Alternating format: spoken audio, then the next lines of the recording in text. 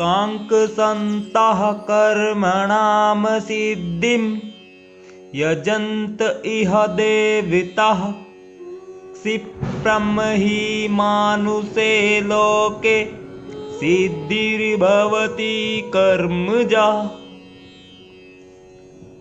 अर्थात भगवान श्री कृष्ण इस श्लोक में अर्जुन से कहते हैं कि हे अर्जुन, इस संसार में मनुष्य सकाम कर्मों में सिद्धि चाहते हैं, फलस्वरूप वे देवताओं की पूजा करते हैं। निस्संदेह इस संसार में मनुष्यों को सकाम कर्म का फल शीघ्र प्राप्त होता है।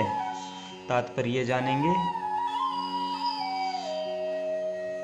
इस जगत के देवताओं के विषय में भ्रांत धारणा है और विद्वता का भ्रम करने वाले अल्पज्ञ मनुष्य इन देवताओं को परमेश्वर के विभिन्न रूप में मान बैठते हैं। वस्तुतः ये देवता ईश्वर के विभिन्न रूप नहीं होते, किंतु वे ईश्वर के विभिन्न अंश होते हैं। ईश्वर तो एक है किंतु अंश अनेक है।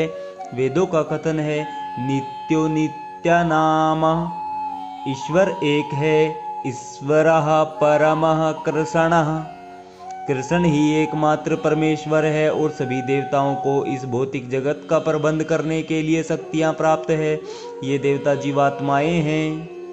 नित्यानाम, जिन्हें विभिन्न मात्रा में भौतिक शक्ति प्राप्त है, वे कभी परमेश्वर नारायण विष्णु या कृष्ण के तुल्य नहीं हो सकते। जो व्यक्ति ईश्वर तथा देवताओं को एक स्तर पर सोचता है वह नास्तिक या पाषंडी कहलाता है। यहाँ तक कि ब्रह्मा तथा शिव जी जैसे बड़े बड़े देवता भी परमेश्वर की क्षमता नहीं कर सकते।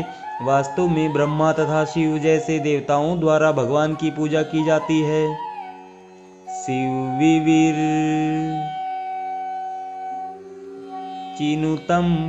तो भी आश्चर्य की बात यह है कि अनेक मूर्ख लोग मनुष्यों के नेताओं की पूजा उन्हें अवतार मानकर करते हैं।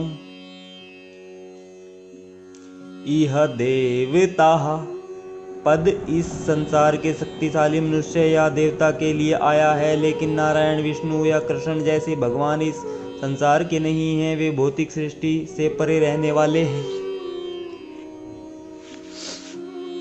निर्विशेषवादियों के अग्रणी श्रीपाद शंकराचार्य तक मानते हैं कि नारायण या कृष्ण इस भौतिक संसार से परे हैं। फिर भी मूर्ख लोग देवताओं की पूजा करते हैं क्योंकि वे तत्काल फल चाहते हैं। उन्हें फल मिलता भी है, किंतु वे यह नहीं जानते कि ऐसे फल क्षणिक होते हैं और अल्पज्ञ मनुष्यों के लिए है। बुद्धिमान व्यक्ति कृष्ण भावनामृत में स्थिर रहता है।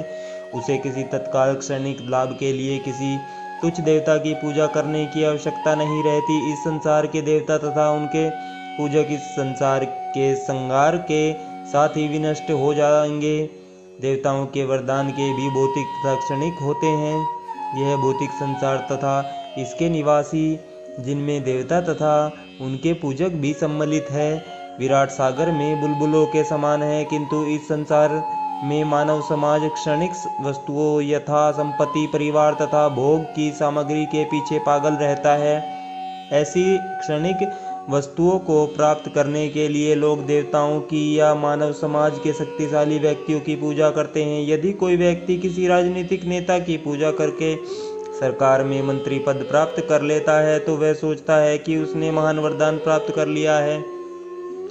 इसलिए सभी व्यक्ति तथा कथित नेताओं को साष्टांग प्रणाम करते हैं, जिससे वे क्षणिक वरदान प्राप्त कर सके और सचमुच उन्हें ऐसी वस्तुएं मिल भी जाती हैं। ऐसे मूर्ख व्यक्ति इस संसार के कष्टों के स्थायी निवारण के लिए कृष्ण भावनामृत में भी रुचि नहीं दिखाते। वे सभी इंद्रिय भोग के पीछे दीवाने रहते हैं और थोड़े से इंद्रिय सुख के लिए वे शक्ति प्रदत्त जीवों की पूजा करते हैं, जिन्हें देवता कहते हैं।